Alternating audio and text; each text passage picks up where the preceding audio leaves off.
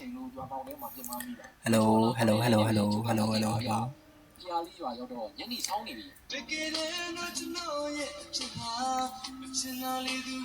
Okay. Sao Okay. So in first tutorial ပေါ့ tutorial စကားမယ်ဆိုရင်တို့ quest တောက်တာကိုလုပ်ပေးရတယ်တို့ quest ကိုတို့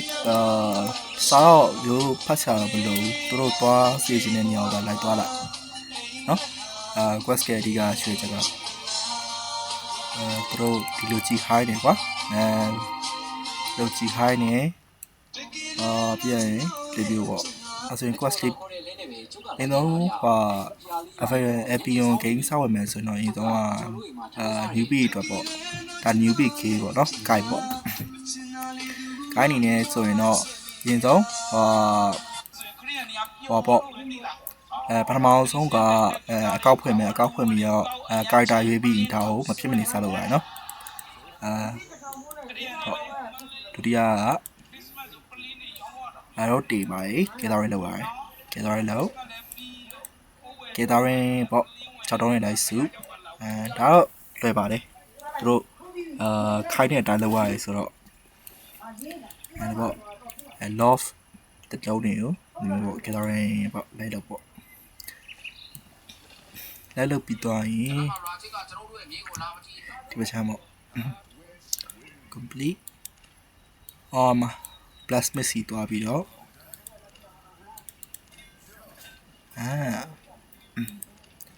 ตัวဒါလေးနေခိုင်း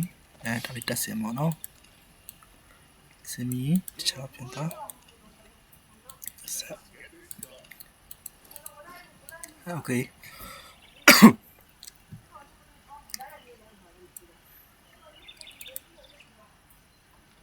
โอเคပုံဝိုင်းချ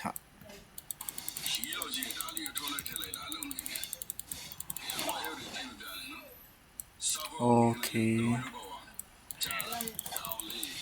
来了吧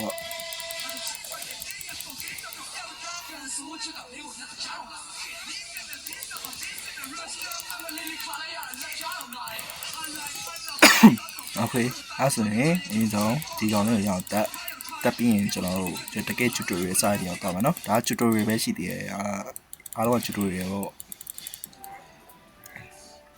tutorial မှာဒါ tutorial ပြီးမှဒါ tutorial မလုပ်တတ်တဲ့သူရှိမှဆိုတော့ကျွန်တော်video လေးရိုက်ပြီးလိုက်တာပေါ့ဘာမှတော့မဟုတ်ဘူးအဲ့တော့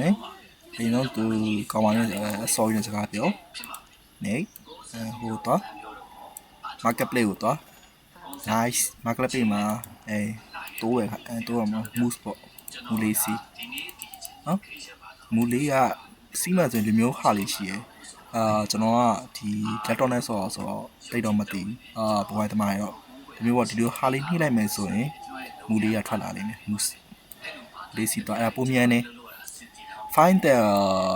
ဒီအောင်မြေပုံလေးကိုကြည့်လိုက်နော်စာမဖတ်လည်းကိစ္စမရှိဘူးဒီတော့သွားလိုချင်တာဒါလိုချင်တာဒါဒီနှစ်ခုပေါ့ quest ကလေးရခုပြဒီနှစ်ခုကဘာလို့လဲ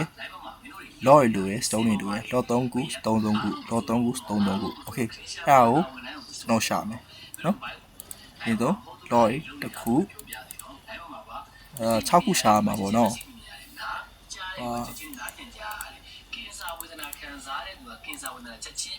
6ခု okay law 3နေလို့ရှာမယ်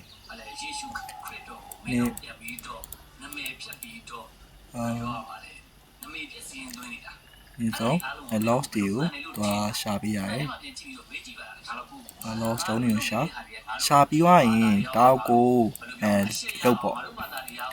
ဒီလိုပေါ့လုတ်ပေါ့ဟုတ်ပြီပြီးရရင်တို့ရှိသွား quest နောက်ထပ်တော့search တော့ go to the forest တဲ့ forest ကိုသွားမယ်ဆိုဒီဘက် north side ကိုသွားမယ်နော်သွား forest ကိုသွားပြီးရင်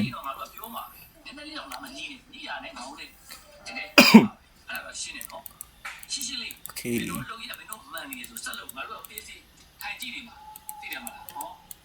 โอเค Okay အမှစမယ်ဆိုရင်သူတို့ open the region map တဲ့ region map ဆိုတော့ဒီ region map ဆိုတာဒါလေးကိုပြောတာနော် region map လေးဖွင့်သူကဘာလောက်ခိုင်းတာလဲဆိုတော့ Bristol ဆိုတာလူဟာလေးကိုပြောတာ Bristol ဒါရင် Bristol လို့ခေါ်တာlet me see gathering Bristol ဒီ Bristol ကမဟုတ်လား what the fuck ဟုတ်တယ် Bristol တာဒီမျိုးဟာလေးက Bristol လို့ခေါ်တယ်ဒီရောဒါလေးကို gathering တော့ okay gathering က6ခုပဲတော့ပြီheight force ရဲ့ height ဒီဆို height ဆိုတာကဒီမြေခွေးလေးတွေ့တယ်ဒီမြေခွေးလေးရှိရကွာအမြေခွေးလေးကိုတတ်မြေခွေးလေးကိုတတ်မြေခွေးတတ်အောင်ရှေ့တက်တပ်ပြီးရင်အားလည်းနှိမ့်လိုက်မှတွေ့ height ဆိုဟာလေးရနော်ဒီမှာရရင် cost ရပြီးသွားပြီ cost ပြီးသွားရင်ပြန်မယ်နော်ပြန်ပြီ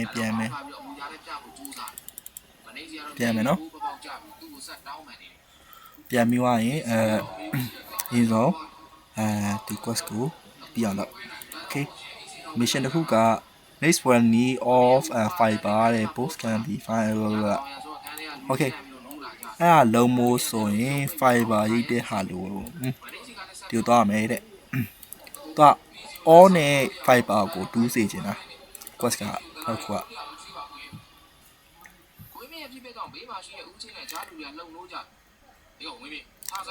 အဲ့ဆိုရင်အရင်ဆုံးokay ဒီမှာဒါကို all လို့ခေါ်ပြီးဒါကို fiber လို့ခေါ်ရနော် all ရရင်တူရမယ်တဲ့ all ကဘယ်ခုတူရလဲ6ခုတူခိုင်းတယ်တူကြည့်မယ်နော်1 2 3 I hope 5ပါတူခိုင်းနေ5ပါဆိုဒီအောင်လေးပြောတာ5ပါလေးကိုစာတူ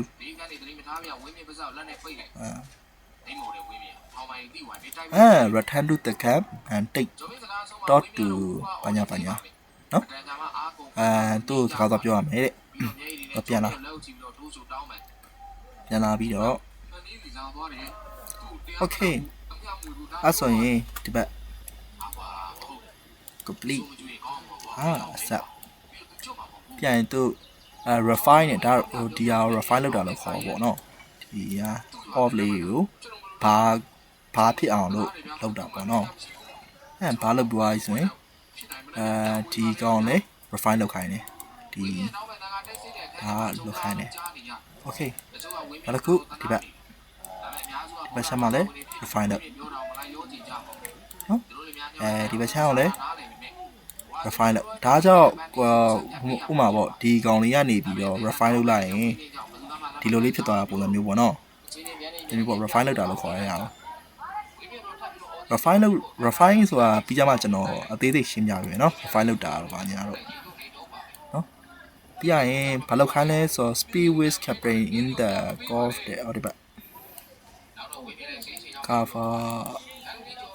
စကားပြောရမယ်အရင်တော့ဖတ်ရှာတော့မလိုဘူးဗျာဒီလားဂျာနေတဲ့ dynasty ဘုတ်ကြည့်ရအောင်ဒါ dynasty ဘုတ် okay ဒါ dynasty ဘုတ်ပြီးရကျွန်တော်အသေးစိတ်ရှင်းပြပေးမယ်နော်ဘာညာတော့ထားလိုက်ပြီးရကျွန်တော် dynasty ဘုတ်ကိုအသေးစိတ်လေးရှင်းပြပေးမယ် dynasty ဘုတ်ကဘာလုပ်ပေးရလဲဘယ်လိုပိုင်းနေရကိုလုံးချင်တာလဲပေါ့ဒါ MMORPG game ဖြစ်တဲ့အတွက်ကြောင့်ကိုလုံးချင်တာလုပ်ရခိုင်းပေါ့နော် okay အဲ့ဆိုရင် go to the forest တဲ့ forest ကိုသွားပါတဲ့ forest ကိုသွားရမယ်ဟုတ်သွား forest ကိုခိုင်းရလက်တယ်ဗျာ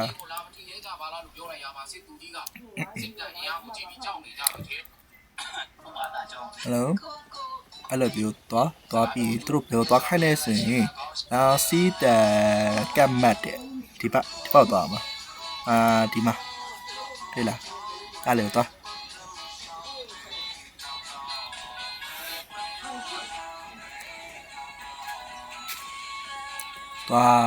ပေါ့စတီးတာမတ်ကိုခိုးခိုင်းတယ်ဆိုဒီမတ်ကိုချူရမှာပေါ့နော်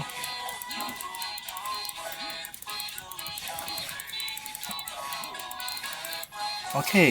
အဲ့လိုရပါရင်နော်ရပါရင်ဘာလို့အမလေး မကိုခိုးပြီးရင် defeat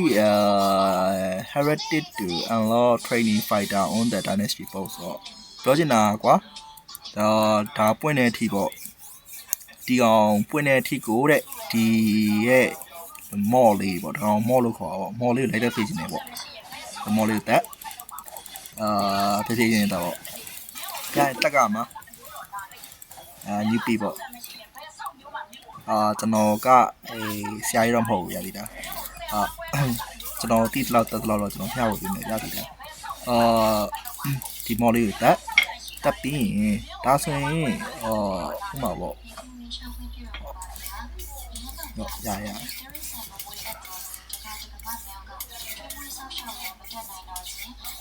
โอเคဒါလေးကိုတော့တက်အေးဆေးပဲတက်โอเคနေပါရယ်တက်ပြီးပါရယ်နော်တက်ပြီးသွားရင်ဆက်တက်အပြည့်သေးဘူးလေပြီးမှထွက်လို့ရမှာဆိုတာပွင့်မှမရှင်ကပြီးမှာဒါစလပိုင်းတော့မရှင်တော့လောက်ရတာပေါ့ဘာလို့လောက်ကလဲဆိုတော့ဘယ်လိုပြောရမလဲစပိုင်းပဲမရှင်လောက်ရတာနောက်ပိုင်းကျရင်မရှင်ကမရှိတော့ဘူးအားကြောင့် free open to play ပြလို့ရတယ်နော်စလာပိုင်းကတော့ mission ပေါ့ဒီ tutorial လေးတစ်ခုပဲ mission လုပ်ရတာကျွန်တော်စားဆောက်ရဆိုရင်ဘယ်လိုပြောရမလဲ mission လုပ်ဖို့တော့ time ပတ်တယ်ကျွန်တော်စာမဖတ်တတ်လို့လေအင်္ဂလိပ်စာမဖတ်တတ်တော့ရန် time ပတ်ခဲ့ရအဲ့လိုမျိုးပေါ့ဆဆော့ရဲ့ဘာမှမသိရဲ့ newbie တွေရှိနေ player တွေလည်းရှိနေဗျာကျွန်တော်တက်နိုင်သလောက်အကောင်းဆုံးဖြစ်အောင်ကျွန်တော်ပြောပြပေးပါမယ်okayအဲ့ဆိုရင်ကျွန်တော်တို့ဒီ dynasty boat ထဲမှာ dynasty boat ဆိုတာကွာဘယ်လိုပြောပြရမလဲscale boat လို့ပုံစံမျိုးပေါ့ဒါလေးပွင့်သွားပြီလားခုနကမပွင့်သေးဘူးလေမော်လေးကိုတက်လိုက်တာ faint ပေါ့ဒါ faint လေးပြေသွားတာပေါ့နည်းပြေသွားစေပြန်ဒီကိုပြန်ရမယ်နော်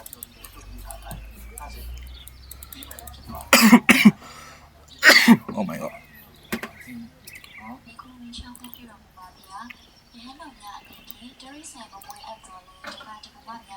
ဖိနေပြေသွားရင်ကျွန်တော်တို့ကြောက်ပြန်ပေါ့ကြောက်ပြန်ပြီးသွားရင်ဒါကိုပြန်ပြီးသွားရင်captain dial စီသွားမှာဒီကောင်လားမသိ yes ဟုတ်တယ် okay အမဒီမှာတို့ကွက်3ခုရေးခိုင်းတယ်ကွာ cross bow တဲ့ဘိုးဆိုတာမြားပေါ့မြားကိုခရက်မလားတဲ့ဆိုးခရက်မလား fire star ကိုခရက်မလားတဲ့ပထမဆုံးအနေနဲ့တော့မကြည့်တော့ယူဘိုးလဲကောင်းတယ်စိုးလဲကောင်းတယ်သူအားနိုင်ချက်အားသာချက်လို့ရှိရပါတော့ကျွန်တော်တို့ fire star ကိုယူလိုက်မယ်ဒါကျွန်တော် fast star ကိုယူလိုက်မယ်ဆိုရင် fast star obtain copper ပါတဲ့obtain breastplate ရှစ်ခုလိုရယ် copper ပါဆိုတာပြောတာတော့ခရမှာပဲ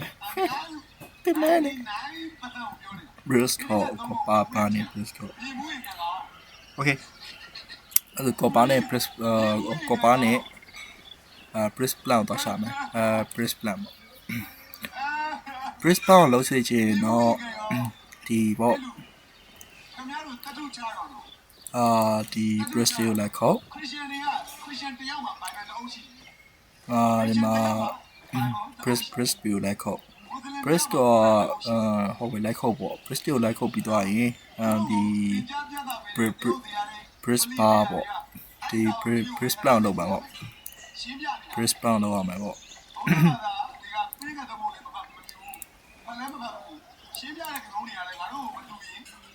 Bristol တော့မယ် Bristol နဲ့ခေါ်မယ်ခေါ်ပြီးသွားရင်ထပ်ခေါ်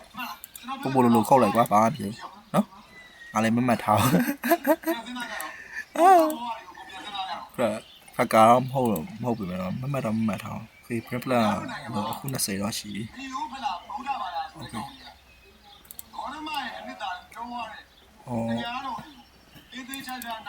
Okay Bristol လုံးမယ် ခေါ်ဒီဆုံးခေါ်ပြီးသွားရင်ကျွန်တော်တို့ဟိုသွားမယ်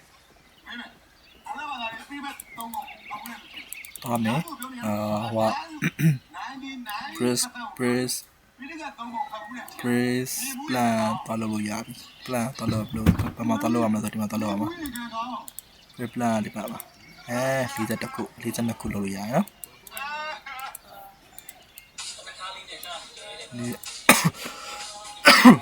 โอเคပြီးရင်ကျွန်တော်တို့ဒီဟိုဘက်သွားမယ် mountain ဘက်ချောင်းသွား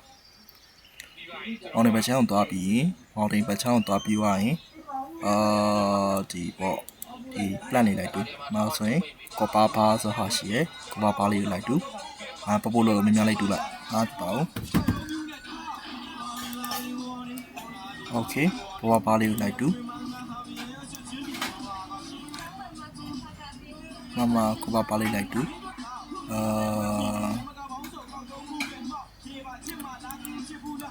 မလိုက်ပြီးတော့လိုက်တူပေါ့မင်းဒုက္ခရောက်နေတယ်မှာမကူညီရကောင်းလားဆိုပြီးဘူးမှအစ်မတင်ပါဘူးမင်းကိုကူညီဖို့ဘူးမှတောင်းရှိပါဘူးမဲကြရင်ပြန်ထားရမှာကမင်းတောင်းအမဒီလိုမျိုးပေါ့အများလေးတူးလိုက်ပါတော့အခု30အခု30အခုဒီများလေးတူးလိုက်မယ်ကျွန်တော်တို့ပြန်ပြီးရင်ကျွန်တော်ကောက်ပြန်မယ်ပြန်ပြီးရင်ကျွန်တော်တို့အဲ့ဒါ refine လုပ်မယ်ပြန်ရင်ဟိုfire magic step လေးကိုခရမယ်နော်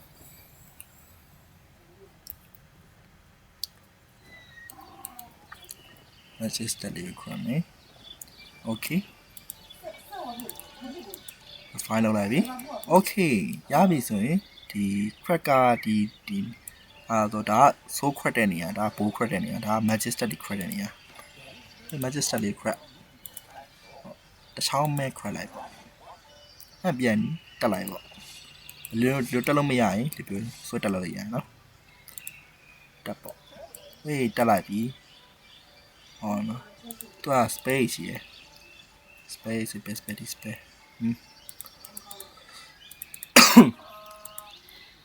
return to the captain ရောဒီဘက်ချောင်းပြန်ရမယ်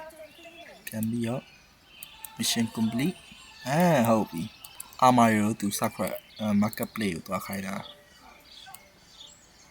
marketplace ကိုသွားခိုင်းပြီးတော့ interface marketplace တဲ့မာကြီး binder to have အဲ့လိုမျိုးပေါ့ tire to have armor ကိုဘာလို့ဝယ်ခိုင်းနေဆိုရင်အရင်ဆုံး category ကိုသွားကြည့်လိုက် category မှာ armor ဆိုတဲ့ဟာရှိချက် armor ဆိုတဲ့ဟာရှိချက် armor ထဲမှာဟိုပေါ့ကျွန်တော်ရှင်းပြောပြမယ်ဆိုရင် magic တွေဆိုရင် crow armor သုံးတာများတယ် crow armor ဆို scholar တော့ပေါ့ဟုတ်လားဟုတ်ပြီချက် armor ဝယ်ပြီးသွားရင်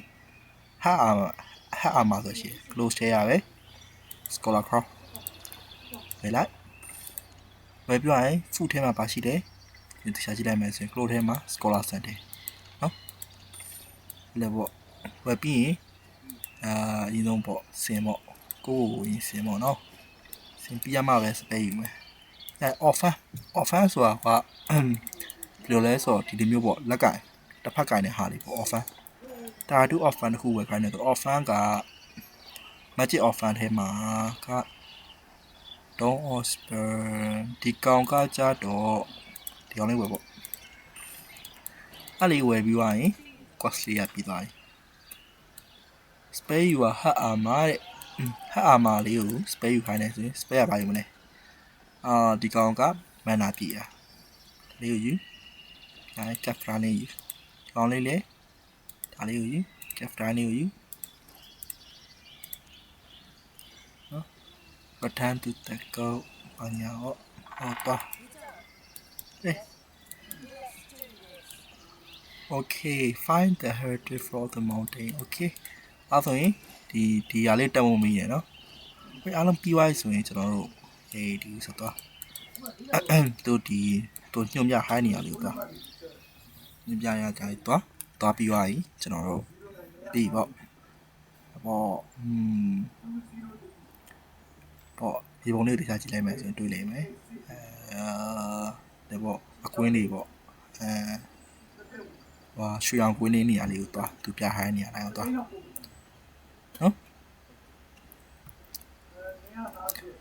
သွားပြီးရင်တော့ဘာလို့ခိုင်းလဲဆိုရင်တဲ့ကေးခိုင်းတာတက်ခိုင်းတာဒီကောင်တွေကိုတက်မယ်အားပြုတက် ဟုတ်ပြီတက်မယ်ဒီကောင်လေးကိုကျွန်တော်ဆက်တက်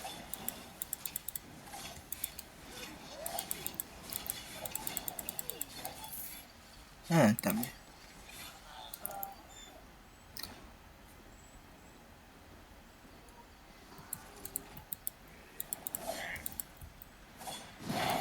ဟုတ်ပြီဒီဂျူသားပါပြစ်ရှင်တာတော့ဟာရှာပတ်ရှာမှာပေါ့အကောင်လေးကိုပူဒီမှာမတက်နေပဲနဲ့ဟောမှာတွေ့ပြီဒါโอเคအဲ့ဒါတော့မယ်โอเคဒီကောင်ကြီးကိုရှင်းလိုက်တော့တော့ပြပါဒီကောင်လေးဟောလို့ပဲသားလေး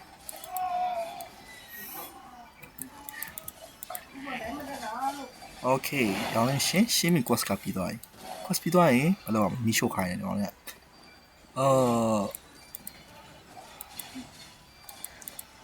မီးရှို့ပြီးသွားပြီသူပြထားတဲ့နေရာလေးကိုတွားရင်ဒီ tutorial ကျွန်းကနေပြီးတော့ထွက်လို့ရတယ်ဒါကို tutorial ကျွန်းကနေပြီးတော့ဘယ်လိုစထွက်မလဲပေါ့ဘယ်လို mission လေးလုပ်လဲပေါ့နော်ဒီကတော့အရင်တော့ခက်ခဲတယ်မပါပါဘူးဒါမသိရသူရှိရင်လည်းအကူအညီဖြစ်မယ်လို့တော့ယူကြည့်ပါတယ်ပေါ့ဒီလိုမျိုးရောက်လာရင် Ryan Coordinate Series တခုသွားရမယ်မျိုးကြီးပေါ့โอเคမျိုးကြီးဘယ်လိုမျိုးရှိလဲပေါ့မျိုးကြီးကရှင်းပြမယ်မျိုးကြီး5မျိုးရှိတယ်ဗျာဒီလားဒါကိုတက်ဖို့လို့ခေါ်ပြီးဒါကိုမလော့တက်ဖို့မလော့ Brewers Linhab Starling โอเคကျွန်တော်ပြေဥစားသွားမယ် Linhab ကိုသွားမယ်နော် Linhab တိုက်နေရောက်တော့လို့ရတယ်နော်ဘာသာတော့ကကျွန်တော်က Linhab ရွေးလိုက်တယ်ဘာလို့Linhab ကိုသွားတယ်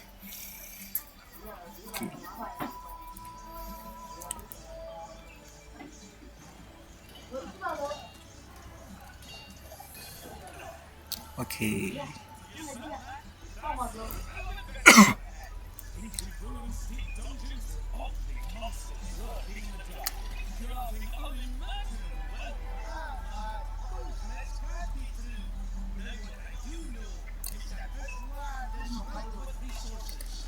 Okay.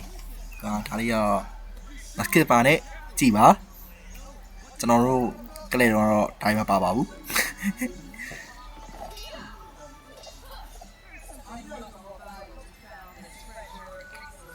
Okay.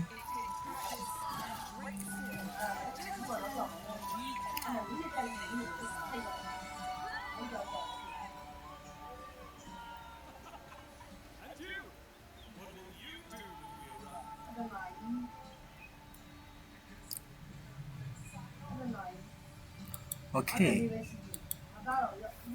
Okay. ဒါတော့လောက်ပါပဲ Okay ဒါတော့လောက်ပါပဲ